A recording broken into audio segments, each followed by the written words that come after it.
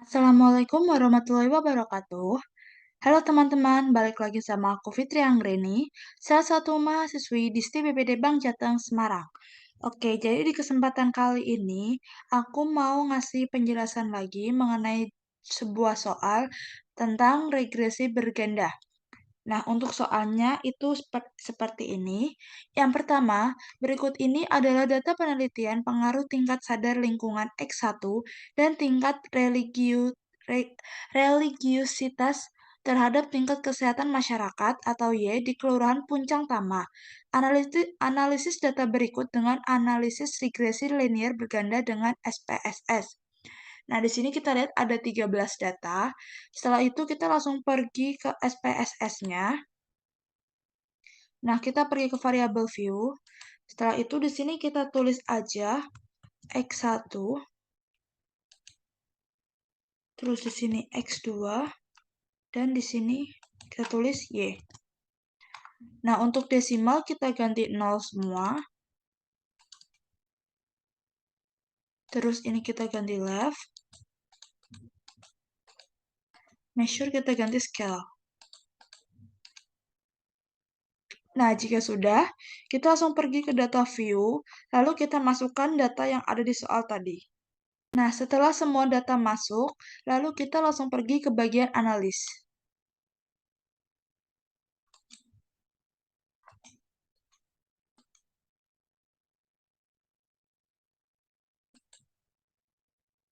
Di sini kita pilih regression, lalu kita pilih yang linear. Nah, untuk di bagian Y, ini kita masukkan dependent. Terus untuk X1, itu kita masukkan independent dan juga X2. Setelah itu bagian statistik, kita centang semua yang ini. Kemudian continue. Lalu di bagian plots, kita centang yang histogram, kemudian continue. Setelah itu option, kita pilih di sini 0,05 dengan removal 0,10. Kemudian kita continue. Setelah itu kita OK.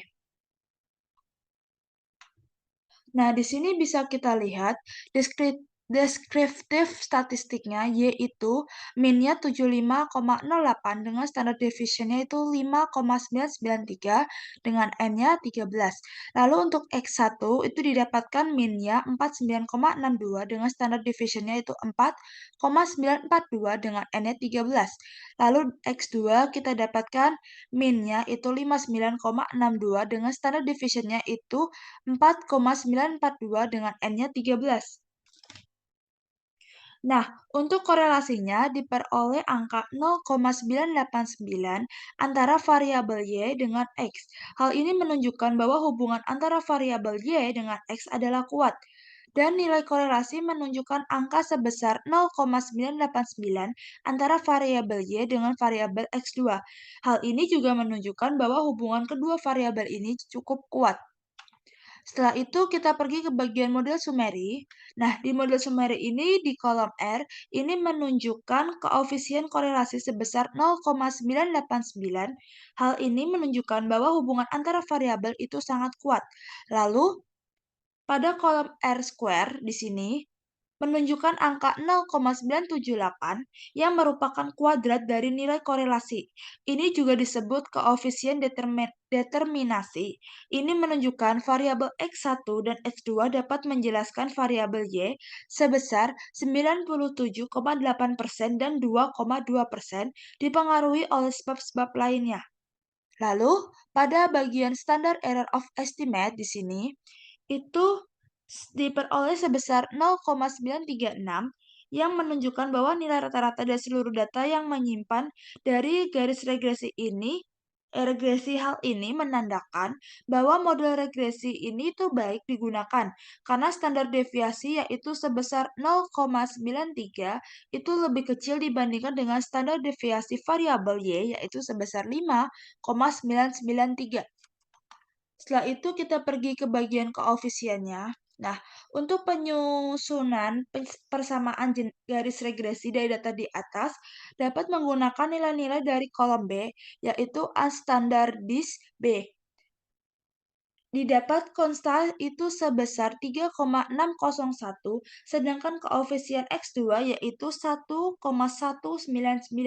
Sehingga dapat disimpulkan persamaan garis regresi yaitu Y sama dengan 3,601 ditambah 1,199 X2. Setelah itu, bisa kita lihat di sini. Nah, di bagian sini bisa kita lihat bentuk dari histogramnya.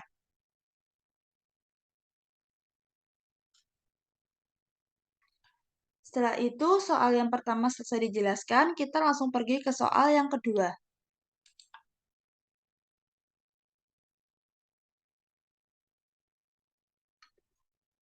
Nah, ini dia di soal kedua, yaitu seorang peneliti ingin menentukan hubungan antara tinggi badan X1, berat badan X2, dan usia X3 terhadap tingkat kebugaran Y seseorang. Dia mengumpulkan data dari 5 responden dan menerapkan analisis regresi berganda pada data tersebut. Nah, berikut data yang diperoleh. Ini datanya ada 5 responden. Dalam analisis regresi berganda ini, tinggi badan X1, berat badan X2, dan usia X3 digunakan sebagai variabel independen atau prediktor, sedangkan tingkat kebugaran Y itu merupakan variabel dependen atau respon. Nah, berdasarkan data di atas, buatlah model regresi berganda yang memprediksi tingkat kebugaran Y berdasarkan tinggi badan X1, berat badan X2, dan usia X3. Dalam model regresi berganda, tingkat kebugaran Y dapat dinyatakan sebagai berikut. Y sama dengan beta 0 ditambah B1 dikali X1 ditambah B2 dikali X2 ditambah B3 dikali X3 ditambah alfa, di mana Y sama dengan variabel dependen tingkat kebugaran, X1 variabel independen tinggi badan, X2 variabel dependen berat badan, dan X3 variabel independen atau usia. Nah, untuk B0, beta 0, beta 1, beta 2, dan beta 3 itu koefisien regresi. Untuk alfa itu galat atau error. Nah, tugasnya adalah untuk menentukan koefisien regresi beta 0, beta 1, beta 2, dan beta 3 berdasarkan data yang diberikan. Anda dapat menggunakan metode analisis regresi berganda seperti metode least square untuk menemukan koefisien tersebut. Nah, setelah itu kita langsung pergi menuju ke SPSS-nya. Setelah di SPSS, kita langsung pergi ke variable view, lalu kita masukkan di sini. Kita masukkan saja X1, X2, X3, dan kemudian Y. Di sini desimalnya kita ganti jadi 0 semua.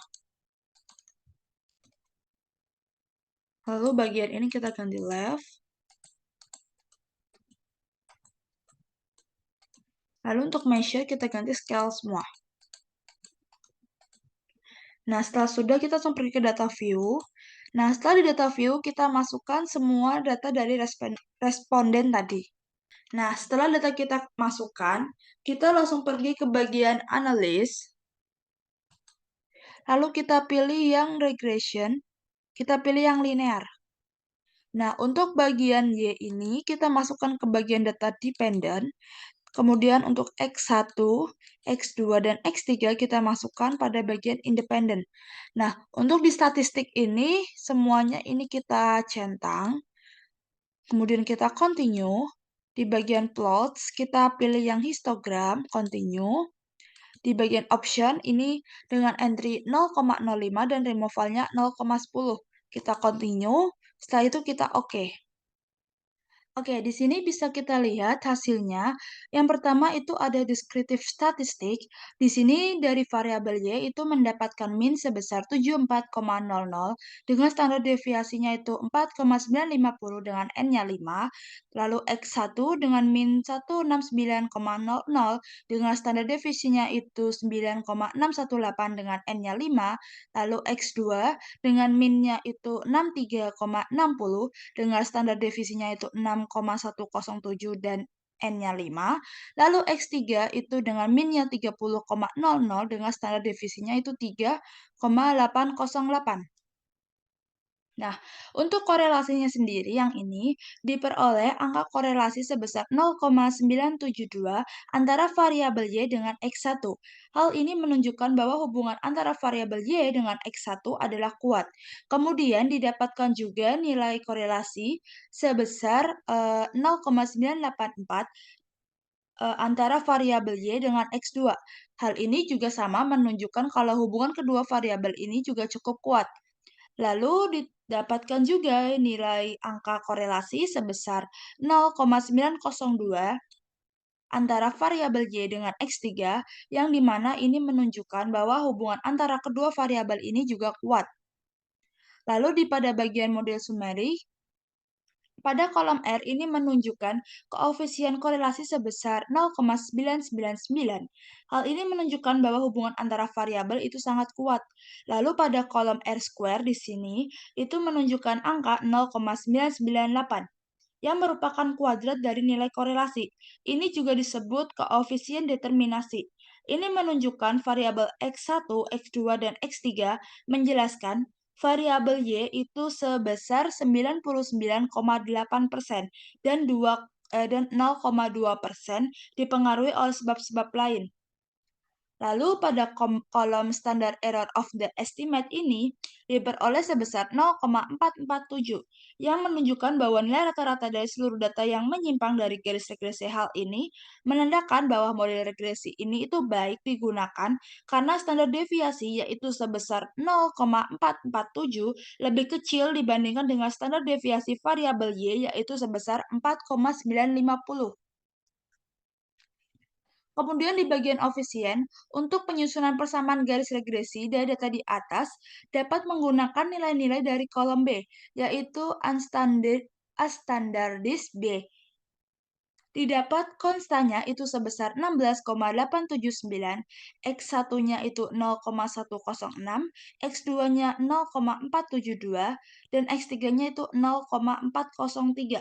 Sehingga dapat disimpulkan persamaan garis regresi yaitu Y sama dengan 16,879 ditambah 0,106 dikali X1 ditambah 0,427 dikali X2 ditambah 0,403 dikali X3. Kemudian di sini bisa kita lihat juga hasil dari histogramnya. Seperti ini ya. Oke, kurang lebih ini penjelasan dari saya. Jika ada kata-kata yang salah dan kurang berkenan, saya mohon maaf. Sekian, wassalamualaikum warahmatullahi wabarakatuh.